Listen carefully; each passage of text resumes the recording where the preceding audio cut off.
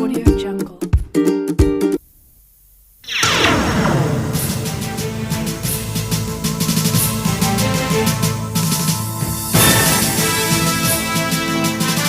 లో చాలా ప్రాబ్లమ్స్ ఉన్నాయి.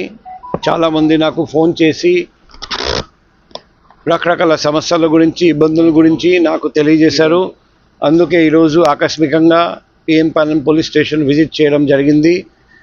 ఇక్కడికి వచ్చి చూస్తే ఈ జ్యురిడిక్షన్లో చాలా చోట్ల లైట్స్ వెలగడం లేదు, చాలా చోట్ల చిమ్మ చీకటిగా ఉంది. హోదలు చాలా చోట్ల కంప చెట్లు అటువంటి ఏరియాలో దాక్కొని గాంజాయి సేవించడం, ఓపెన్ డ్రింకింగ్, అసాంఘిక కార్యకలాపాలు నడపడం అన్నీ సాధ్యం. అందుకే నేను సిఐ గారికి చెప్పాను. ఆయన 1 month టైం తీసుకుంటారని చెప్పారండి. ఆ 1 month టైంలో ప్రతి చోట లైట్ ఫిట్ చేయడం, హోదలు క్లీన్ చేయడం అది చేస్తారని నాకు హామీ ఇచ్చారండి. అదే మాదిరిగా ఇక్కడ ట్రాఫిక్ వయలేషన్స్ ఎక్కువ వస్తూ చూశాను. ఓవర్లోడెడ్ ఆటోస్ వెళ్తున్నాయి. సో ట్రాఫిక్ జామ్స్ కూడా జరుగుతున్నాయి. ఈ ట్రాఫిక్ వయలేషన్ మీద దృష్టి సారించమని చెప్పాము.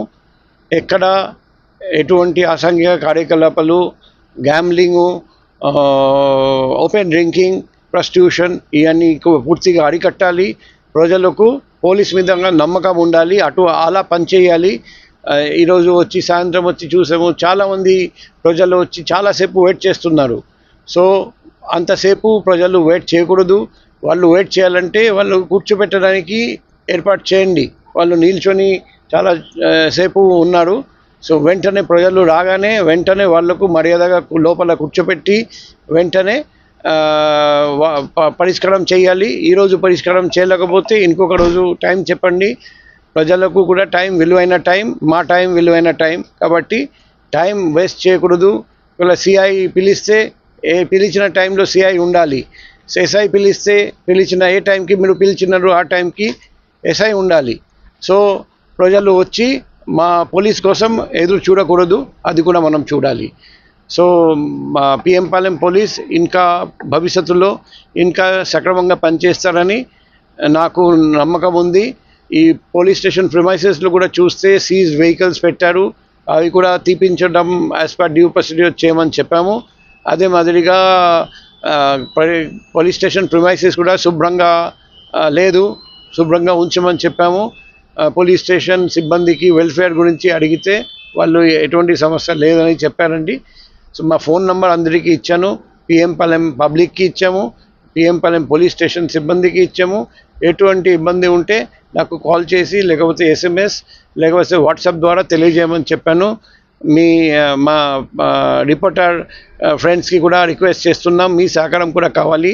ఎక్కడైనా గాంజాయి గురించి, అసాంఘిక కార్యకలాపాల గురించి, ట్రాఫిక్ సమస్య గురించి లేకపోతే చిట్టి వ్యాపారం ఏదైనా ప్రాబ్లం ఉంటే మాకు తెలియజేయండి.